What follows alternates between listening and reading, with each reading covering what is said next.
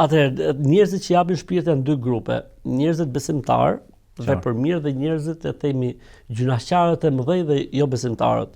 Shpirtat e besimtarëve dalin lehtë, pra në momentin që besimtari duke thënë shpirt, sheh mrekullitë e Zotit, sheh engjëjt e Zotit, sheh xhenetin, shpirti nuk duron më dhe menjëherë që kur i vjen meleku del menjëherë. Thotë dhe vendoset trupi i tij në çarçaf ose pëlhura të xhenetit dhe merret shpirti i tij dhe ngrihet për në qiell. Del thot nga trupi i njeriu një aromë, si aroma më e mirë që mund të ekzistojë në jetën e kësaj bote që e ndjen çdo gjallësë, çdo krijesë përveç njerëzve dhe xhinëve nuk e ndjen këtë aromë sepse mbetet tek pjesa e gajbit dhe e sprovës. Pastaj e marrin shpirtin e tij dhe e ngjisin në qiellin e parë dhe me lajket e përshëndesin me si më thon me emrat ose me titujt më të mirë që ky ka dash të thirrë në jetën e kësaj bote, edhe thon shpirti i mirë po shkon tek Zoti i saj, vazhdon qiellin e 2, qiellin e 3, qiellin e 4, qiellin e 5, qiellin e 6, qiellin e 7, derisa shkon tek Arshi i Zotit. Thot Zoti me lajkeve shkruajini emrin e robit tim në Elijin. Pra vendosini në regjistrin e xhenetlive. Thot dhe e kthejnë shpirtin dhe në momentin që një ju vendoset në varr, shpirti i mirë futet aty në varr. Tani shif tani sa interesante është. Vjen shpirti në këtë botë, në barkun e nënës dhe njeriu merr jetë. Dhe është jeta që ne ekzistojmë.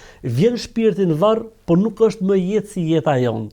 Është dimension tjetër. Dimension tjetër. Aty bëhen pyetjet e varrit. Pra dhe ngjon hapat e njerëzve që po largohen. Po.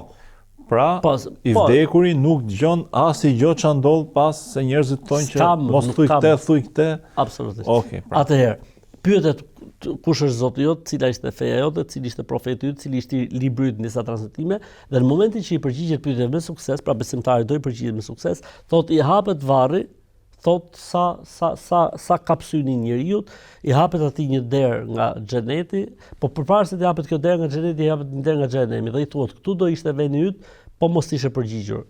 Thot, i hapet pastaj një derë nga xheneti dhe shpirti i tij vendoset në xhenet, siç transmeton Imam Buhariu dhe Muslimi kështu me radhë. Shpirti i tij ruhet atje.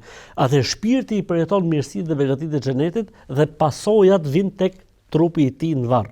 E kundërta ndodh me jo besimtarin ose atë që ka bërë mëkate të mëdha. Ai që ka bërë gjunaqe të mëdha dhe ka vdekur i papenduar, pra ka rënduar veten e tij, ose jo besimtari, kur jep shpirtin jep me vuajtje, sepse kjo mund të shërbejë për besimtarin gjunaqtar si larje mëkatesh, ndërsa për jo besimtarin fillon dënimi i tij qysh me daljen e shpirtit. Thotë dhe vendoset për jo besimtarin, vendoset tot shpirti i tij në pëlhura të zjarrit, të zjarrta. Dhe në momentin që e marrin me lajket për ta ngjitur lart, del prej trupit tot një aromë, se aromë më e keq që mund të ekzistuar, po njerëzit dhe xhinët nuk e ndin, gjallësat e tjera e ndin.